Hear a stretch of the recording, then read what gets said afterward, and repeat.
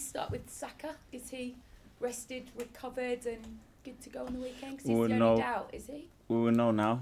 We'll have a training session in a few hours and we will know whether he's fit or not.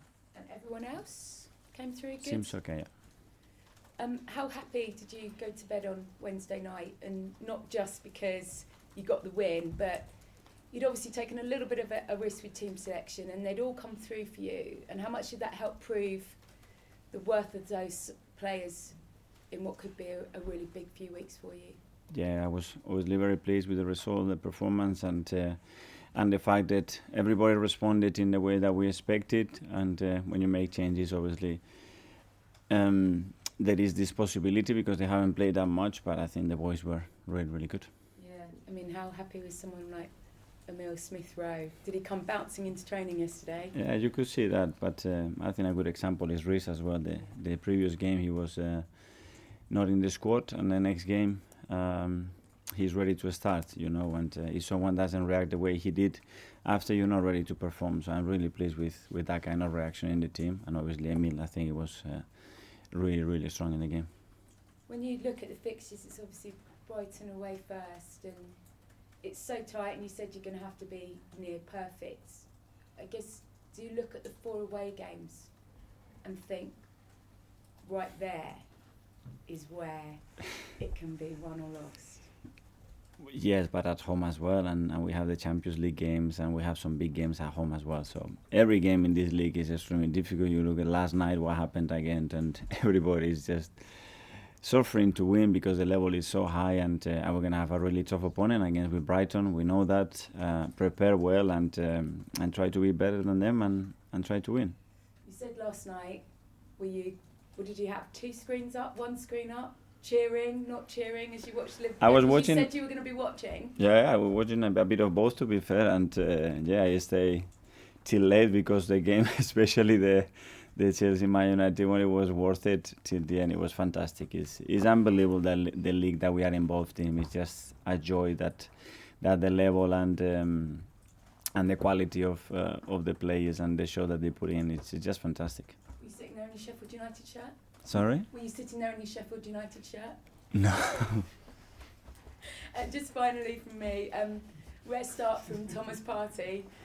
He said afterwards, when he spoke, he said, "My head is here, I want to be here." I wondered about him. It's obviously been a really long progress to get him back.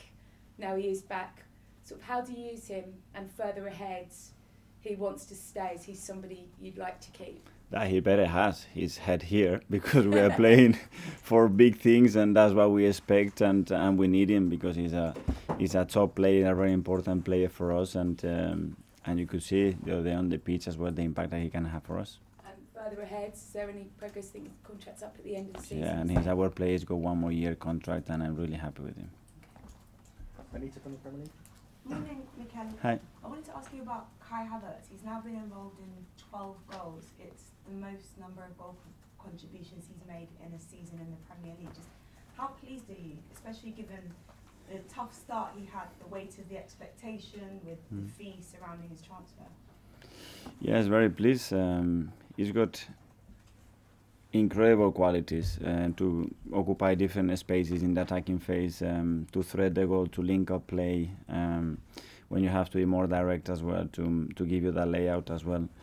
And not only that, I think his contribution defensively is outstanding for the team, his work rate and the effort that he's putting in the high press especially. But he's got more to come, more games to come. He needs to improve those numbers, and I'm sure he will try to do it. So we've not seen his best yet then? I don't think so at his age, and he just started with us, It's just the first season. He's building those relationships.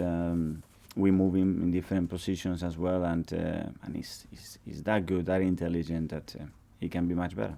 I'm not sure if you've seen this stat floating around regarding your defence, that Arsenal have only conceded 4 goals in 2024, 10 Premier League games.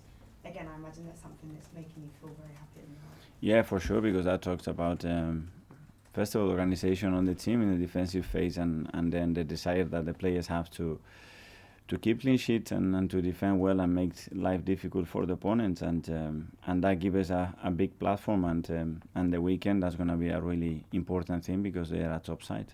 And a word on Roberto De Zerbi, his second season with Brighton. They've been in the top half of the table this whole time, despite having injuries like many teams and going to the last 16 of the Europa League. Yeah, very impressed. Top manager, top coaching staff.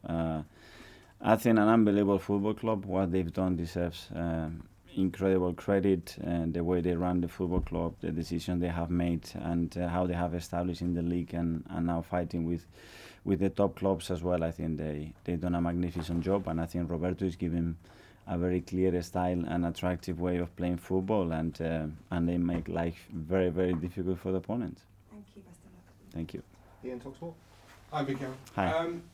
Apart from the defensive record, which is the best in the Premier League, you've also scored more goals than any team in the Premier League. What more do you need to do then to win this title than what you're already doing? Win more games. That's what we have to do, and we're still not at the top, and we have to transform that in winning and winning and winning, and it's the only way to have the chance in the last game of the season to Do you find it amazing? You've got the best record at both ends of the pitch, and yet there's still one team at the moment sitting above you in the table. This is the level. This has been the level now in the last 6 or 7 years in this league, and the margins are so small. And let's see. We will have to see those numbers at the end of the last game, and hopefully, if those are maintained, I think we'll have a good chance. Which of those records are you most proud of, the scoring one or the defensive one? Only the winning one. The other ones are is the one that I won is the winning one. Obviously, the process is super important. At the end, we want that to reflect in the outcome, which is what we're hoping for. I saw Roberto De Zerbi the other night after the game at Brentford, and I asked him about the game coming up with Arsenal. He said, "I don't want to talk about that. I want to go home and have some sleep." In other words, I don't want a sleepless night. Is that a compliment to you that other managers don't want to think about Arsenal, so they absolutely have to in case it gives them nightmares? Well, I think we all think the same about the opponent. I have the same feeling with them. We finished the game, and straight away I was into Brighton, what we have to do, how we're going to select the best lineup as well, and the things that we have to plan to train the way we have to train to give them the right recovery and be ready to win again. And last one, very quickly, personally, between now and the end of the season, you and City and Liverpool will all be playing at different times, probably always being able to watch it on the TV. Are you someone that will sit there and watch your title rivals, or will there be some afternoons, some evenings where you take the dog for a walk and you don't want to know the result, and you don't? How obsessive are you going to become with this title race? I don't know. I have to feel it. I think every game will be different. I think my wife and kids will have a big say on that as well. Because my little one would come and he wants to play with a Lego or go outside to play football with him or go to do something else. I think I will watch majority of parts of those games for sure, but for sure it will be with them. Good luck. Thank you. Jordan, Athletic. Hi Mikel.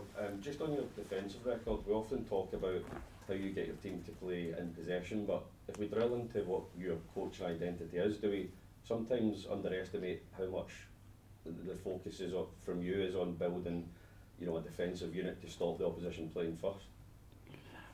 Well, I think if you want to be dominant in games and you want to suffocate opponents, you have to have the ball. In order to do that, when you have it, use it the best possible way with the maximum threat. And when you don't, try to win as quick as possible, as far as possible from the pitch. If you cannot do that, then you have to do something else. But they all know how important it is in football, but every phase of play, to be fair. Just looking at your career, some of the influences you've had, like David Moyes, do you think that is something that maybe gets glossed over a little bit, is that you have that blend of Spanish football but also British football where it's off the ball, it's aggressive? Yeah, obviously I have learned a lot from all my coaches. With David is a really good example, not only on that sense but in many others that things that he does that I really admire, and you try to pick things there and then blend it and make it your own.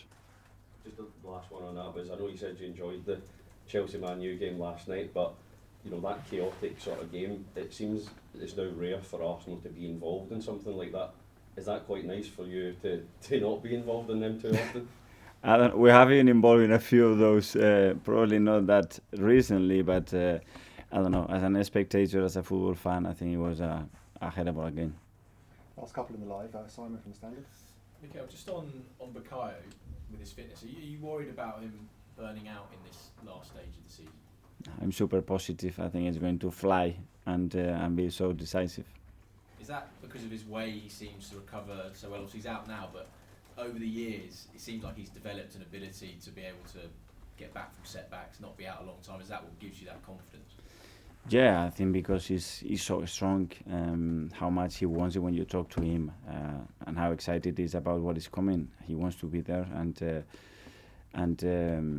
he's getting better and better. And it's normal. You have little niggles, you have kicks. He's gone through a lot of that in the last 2 or 3 years, and look at the way he's performing. Can I just ask you the last one on Emile? Yeah. Obviously it's been a difficult sort of few years for him. He's got the number 10 shirt, signed that long contract. Just looking forward, do you still view him as a big part of this project? There was interest from West Ham in January, he's got 2 years contract. Do you still see him as a big part of what you want to do here? Yeah.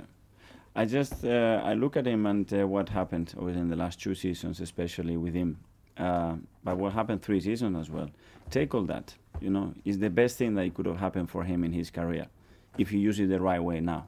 So don't look back and say, if no, this happened, use it. That was the best thing that could have happened. I had a great moments, I had difficult moments. Now I know what I want, how to deal with that. That's gonna make me a much better player. And you could see the hell of a play that we have in him when he's fit and he's playing at that level. Right. Mikel, I don't know if you saw after the Luton game, but Rob Edwards was very complimentary about your side. He said you have no weaknesses. So is that something you agree with? I see, but that's probably managers that we see all the time, more sometimes what we don't have than what we actually have. But it's good to hear from other managers what they think about the team, and we can still evolve a lot, and we'll try to do that. And what do you think you can evolve, and where do you think you can improve? I cannot tell you this, but I think we have many areas. But, with the Invincibles and teams like that, great teams in the past, they used to say that the games were won in the tunnel just because opposition teams were so afraid, they'd look at them and they'd be so intimidated. Do you think your team is starting to have that aura around them now, where opposition teams are almost thinking, how are we going to get a win here? We're in big trouble playing Arsenal now? It's very difficult to have the feeling of what the opponents are feeling. I've been in the tunnel playing with a different shirt and looking at the Invincibles, and I did that. I had that feeling. Tonight is going to be really tough. Hopefully we can create that. I think that's something very positive for the team.